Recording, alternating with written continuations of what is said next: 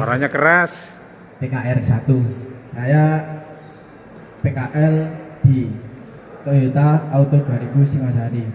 Saya akan menjelaskan tentang sejarah industri dan organisasi industri di Auto 2000 Singosari. Assalamualaikum warahmatullahi wabarakatuh.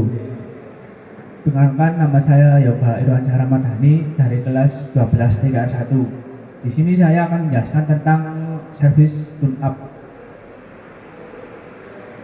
Assalamualaikum warahmatullahi wabarakatuh. Perkenalkan, nama saya Muhammad Ramadhani Ramadan dari kelas 3 TKR 1.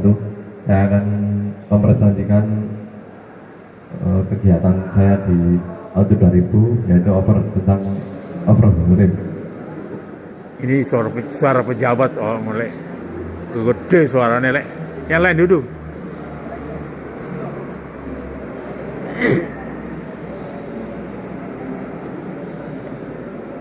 Mau kapan? Tuh, poin-poin itu mana lagi?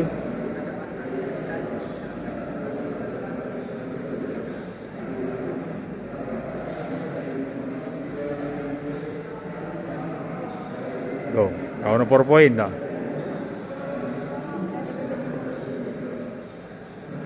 Ada PPT-nya, Tapan? Oh ya, ya itu PPT-nya dibuka aja.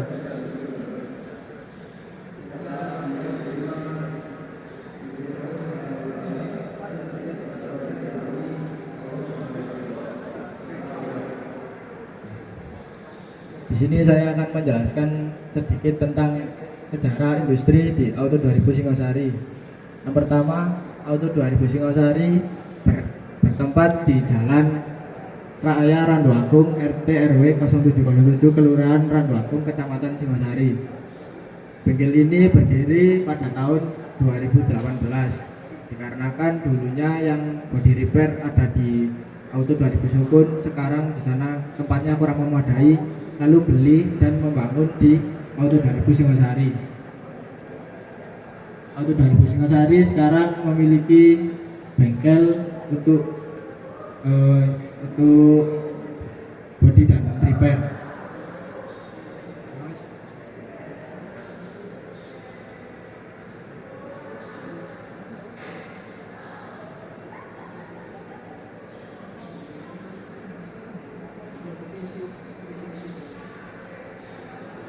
Untuk visi dan misi perusahaan, visinya yaitu menjadi dealer Toyota terbaik dan terhandal di Indonesia melalui proses bisnis berkelas dunia. Dan untuk misinya yaitu 1, melayani pelanggan melalui pengalaman kepemilikan yang paling memuaskan. Yang kedua, menjadi share kontributor terbaik bagi Toyota di seluruh kota dan kabupaten. Untuk yang ketiga, menciptakan pertumbuhan yang berkeseimbangan bagi seluruh stakeholder. Untuk yang keempat, senantiasa berkomitmen untuk menjalankan bisnis sesuai kaidah good corporate governance dan corporate social responsibility. Dan untuk sistem organisasi di sini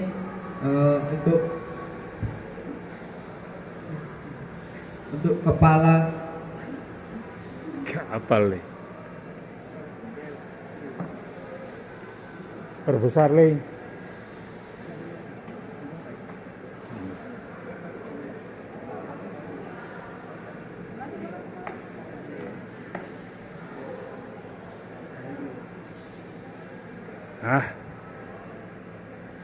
Dan turun ke Kepala Administrasi atau ADH, yaitu Bapak M. Gale Arwantoro. Dan kalau di Auto Singosari dipegang oleh Bapak Budi Sukmawan. Dan ada satu format yaitu bernama Bapak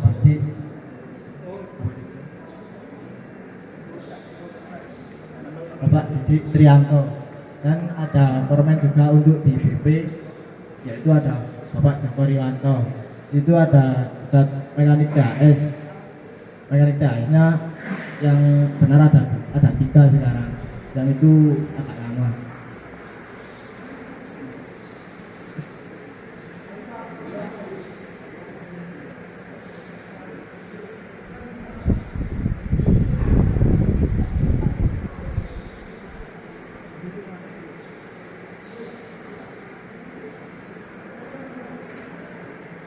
Nah, ini dana auto 2000 Singosari.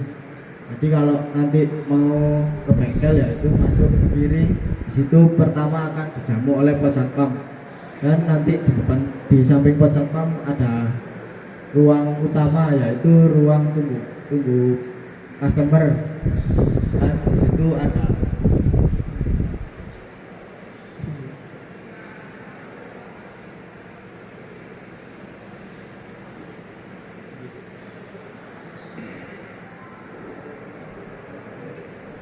bakar yang ada di dalam kotoran itu bersih dan tidak terjadi haus atau kotor. Itu alat dan bahan. Yang pertama air ratchet atau kunci kotrek. Yang kedua sambungan pendek. Yang ketiga sambungan sedang. Yang keempat kunci stok 10. Yang kelima kunci busi 16. Yang keenam adaptor. Yang ketujuh penyedot chamber, yang ke-8 CDT, dan yang terakhir air gun. Untuk langkah pertama, buka filter udara, kemudian buka juga mur selang dari filter udara ke throttle body menggunakan sambungan pendek, shock 10 dan air ratchet. Untuk langkah yang kedua, setelah filter udara dibuka, bersihkan filter udara menggunakan air gun. Untuk langkah yang ketiga, setelah itu buka pur coil dengan sambungan pendek, shock 10 dan air ratchet. Untuk langkah keempat, kemudian buka busi dengan sambungan sedang adaptor, kunci busi 16 dan air ratchet. Untuk langkah ke-6, kelima, setelah busi sudah terbuka, masukkan cairan pembersih yang dinamakan chamber clean ke throttle body dan dalam ruang bakar. Untuk langkah ke-6, tunggu cairan meresap ke throttle body dan ruang bakar sekitar 20-30 menit. Lalu sedot cairan tersebut agar kerak sisa pembakaran atau kotoran di ruang bakar terangkat dan ruang bakar menjadi bersih. Untuk langkah ke-7, jika ruang bakar selesai dibersihkan, pasang dan rapatkan kembali busi dengan menggunakan sambungan sedang adaptor, kunci busi 16 dan CDT. Untuk langkah ke-8, pasang kembali filter udara yang telah dibersihkan. Langkah ke-9, kemudian pasang koil dan selang filter udara kembali dengan menggunakan sambungan pendek, shock 10 dan air ratchet. Untuk kendala dan cara melatih setirnya. Kendala, biasanya mobil terasa kurang bertenaga, menjelang menyala, dan mesin saat dihidupkan getar abnormal. Biasanya kalau customer minta tune up, biasanya kendalanya ada di kendala mesin kurang nyaman, RPM mesin terlalu tinggi. Cara mengatasi, pembersihan sisa pembakaran di ruang bakar, throttle body dan ISC atau idling speed control dibersihkan atau diganti. Itu yang ketiga, ganti busi dan mengecek koil berfungsi dengan baik atau memastikan komponen mesin tetap terjaga performanya. Sekian, terima kasih. Maaf dari saya.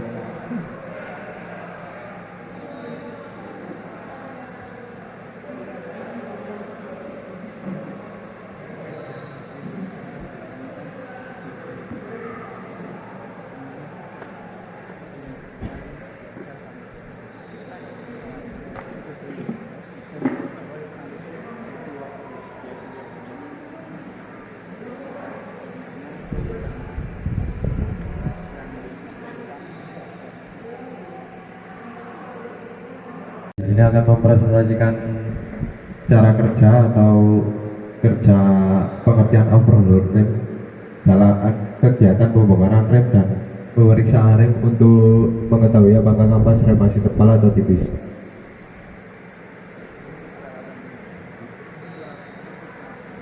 Berikut peralatannya adalah gambar di belakang saya.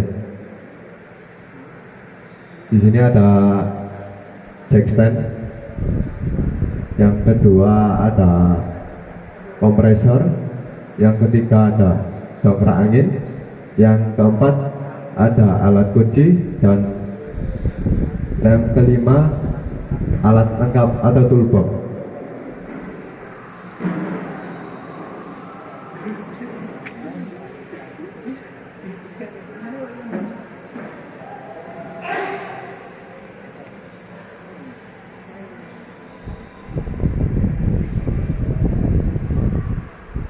Depan.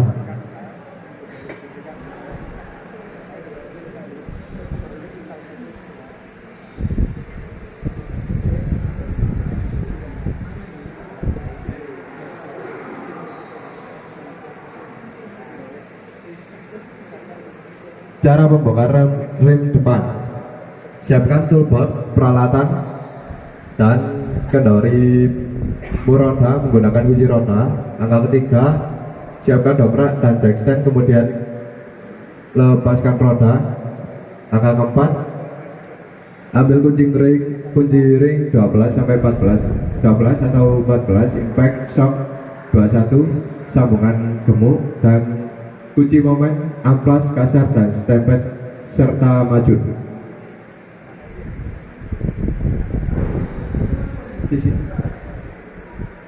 Nah, dan langkah kelima, pada umumnya mobil bermerek Toyota untuk pembukaan kampas dan rem membuka baut kaliper bagian bawah, akan tetapi untuk mobil bermerek Innova untuk membuka kampas rem membuka bautnya pada bagian atas karena ada kawat penguncinya. Langkah keenam, ambil kampas rem lalu amplas bagian permukaan kampas rem menggunakan amplas kasar. Setelah itu disemprot menggunakan BC atau breaker cleaner jika customer memesannya. Langkah ketujuh, setelah itu pada ujung kampas di rem diberi stempet dengan tujuan agar mudah memasukkan dan memasukkan kampas remnya. Langkah ke-8, kencangi baut kaliper menggunakan kunci ring 12-14, pasang kembali ban dan kencangi mur roda menggunakan impact. Langkah terakhir, ambil kunci momen, kencangkan mur roda sampai berbunyi tak. Setelah itu, pembongkaran rem belakang. Siapkan toolbox peralatan, kendori mur roda menggunakan kunci roda. Langkah ketiga, siapkan dongkrak dan jack stand, kemudian lepaskan roda. Langkah keempat, ambil obeng main, impact, shock 21, sambungan gemuk, kunci momen, amplas kasar, dan stempet serta majun sama seperti di ban depan. Langkah kelima, pada umumnya mobil bermerek Toyota untuk membuka kampas rem dan membuat baut kaliper bagian bawah. Akan tetapi untuk bermerek Innova untuk membuka kampas rem membuka bautnya pada bagian atas karena ada kawat kuncinya. Langkah keenam, lepaskan tromol dengan cara memutar ke kanan dan menarik agar cepat keluar tromolnya. Langkah ke-7, ambil kampas rem lalu ampas bagian dalam tromol dan amplas permukaan kampas rem menggunakan amplas kasar. Setelah itu disemprot menggunakan BC. Nah, langkah 8, setelah itu pada ujungnya kampas rem diberi stempet. Langkah ke-9, ambil obeng main untuk menyetel ketinggian rem paling enggak 5-4 klik. Langkah ke-9, langkah ke-10, pasang tromol sampai ketika diputar tekanan dan tarikan tidak bisa dilepas. Langkah ke-11, pasang kembali ban dan kencangi mur roda menggunakan impact. Langkah 12 yang terakhir, ambil kunci momen, kencangkan mur roda sampai berbunyi tek tek seperti momen. Cara mengganti kampas rem aus. Langkah pertama, siapkan toolbox peralatan. Langkah kedua, kendari mur roda menggunakan kunci roda. Langkah ketiga, siapkan dongkrak dan jack stand, kemudian lepaskan roda. Langkah keempat, ambil kunci ring 12, 14, impact, shock, 21, sambungan gemuk, kunci momen, proses amplas kasar dan stemped serta majun. Langkah kelima, jika kampas rem terlihat tipis atau haus, segera diganti dengan baru karena sangat berbahaya bagi pengendara dan bisa menimbulkan kebisingan. Langkah keenam, setelah itu press kaliper lalu pasang kampas rem yang baru dan tidak lupa diberi stempet pada ujungnya dengan tujuan agar mudah memasukkan kampas remnya. Langkah ketujuh, kencangi baut kaliper menggunakan kunci ring 12, 14. Langkah ke-8, pasang kembali dan kencangi mur roda menggunakan impact. Langkah 9, yaitu yang terakhir, ambil kunci momen, kencangkan mur roda sampai berbunyi. Cara pembongkaran tromol belakang karena seal bocor. Nomor 1, langkah ke-1, siapkan toolbox peralatan, dan langkah kedua, kendari mur roda menggunakan kunci roda. Langkah ketiga, siapkan dongkrak dan jack stand, kemudian lepaskan roda.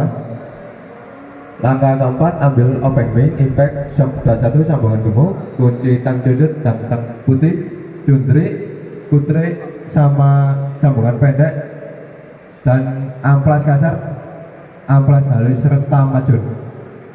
Langkah kelima, lepaskan tromol dengan cara memutar tekanan dan menarik keluar.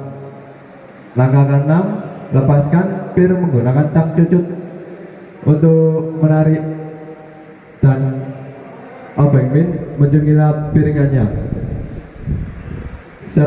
Setelah pir terlepas, semua kendari baut menggunakan kutre untuk melepas wheel cylinder yang mengalami kebocoran tersebut. Nomor 8, ambil wheel cylinder yang baru dan dipasang menggunakan kutre. Setelah itu, pasang kembali semua pir menggunakan tang cucut dan obeng min. Langkah ke-10, pasang kembali tromol pasca lubang baut dan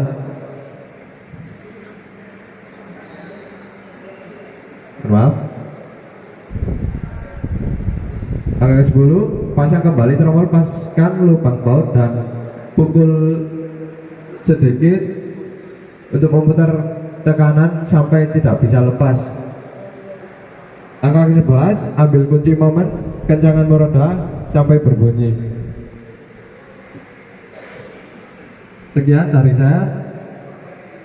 Ini ilmu yang terakhir, ilmu kita dapat tidak hanya di sekolah, tetapi di mana kita berpijak di situ adalah sumber ilmu, tergantung bagaimana menyiapkan berbagi ilmu itu. Sekian dari saya. Wassalamualaikum warahmatullahi wabarakatuh.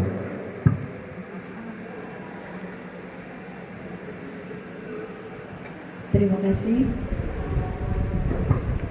Saya akan mengomentari tampilan presentasinya dulu. Mungkin untuk yang ini Prafdan, untuk langkah-langkahnya tadi coba dilihat, ditampilkan langkah-langkahnya. Langkah-langkah apa tadi yang terakhir?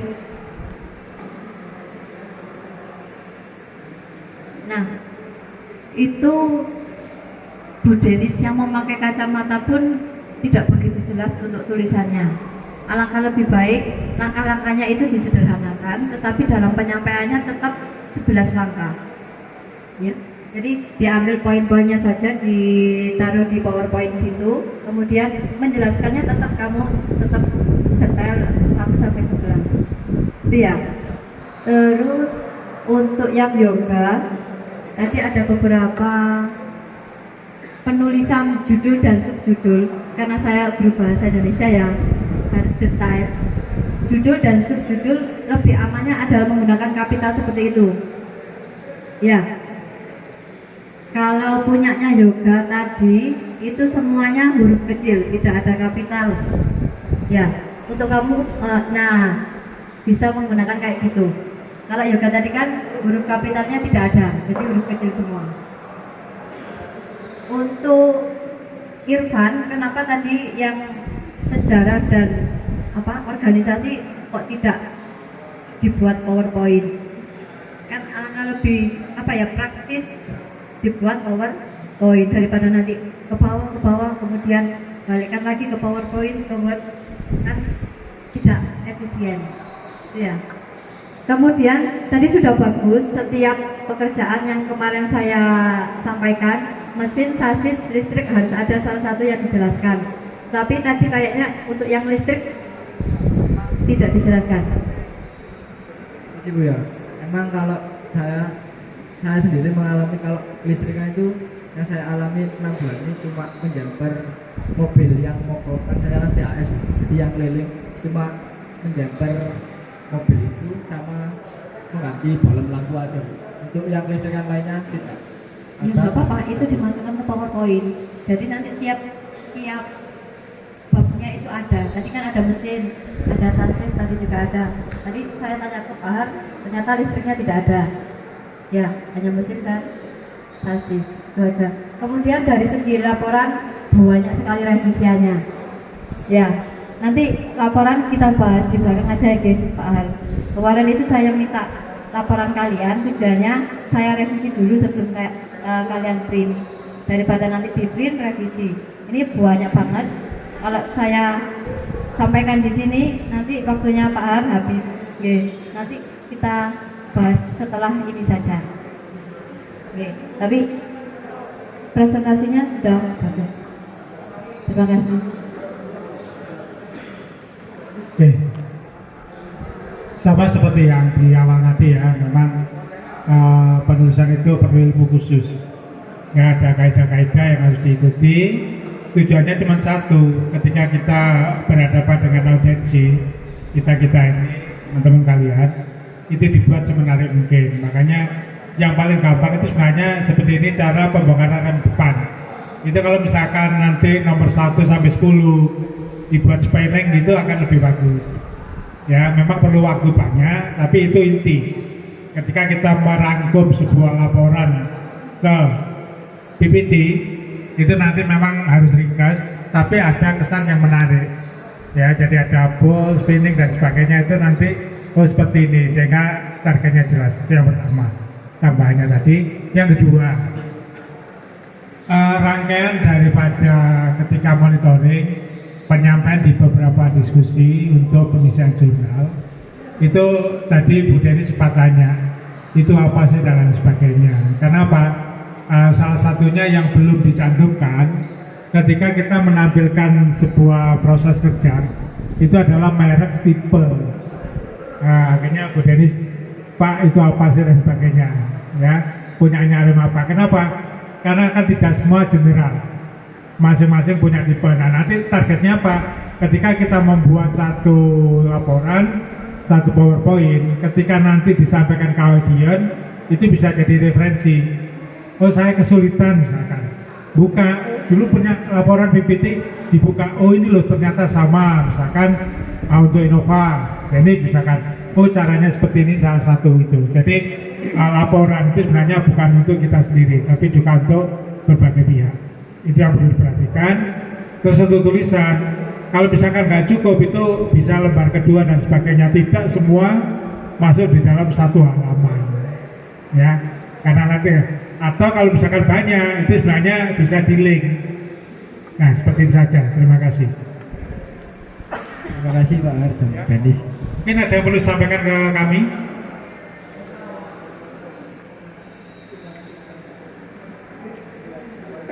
Ya, karena tadi saya juga jumpai seperti gambar yang sekarang ini, yang posisi cakram. Ya, itu kalau kita lihat kan tampilannya di bawah itu bataku paving ya. Nah, sementara kayaknya di sana nggak ada paving. Ini Pak, ini kan yang membuat. Ini kan saya Pak, kan saya TAS. Sama ya karena THS kalau peragamnya di bengkel. Nah, seperti itu nanti harus dijelaskan. Ya, paling tidak lokasi apa, pelaksanaan tes. Pokoknya setiap kita melakukan kerja di kondisi manapun itu sebagai pelengkap. Ya, kalau saya tanya tadi kan cuma godang. Loh, di mana di Toyota kok ada pavingnya gitu ya. Tapi kalau disajikan ke orang lain, loh katanya di bengkel sana. Kalau lihat sana nggak ada paving, itu pada paving. Oh iya ternyata, gitu ya. Karena kita tidak bekerja di jalan. Tapi kalau ada keterangan di sana, itu memastikan bahwa pesan yang kita sampaikan ke semua audiens itu bisa terserap dengan sebaik mungkin. Ya, terima kasih. Kita berikan aplaus untuk Singosari.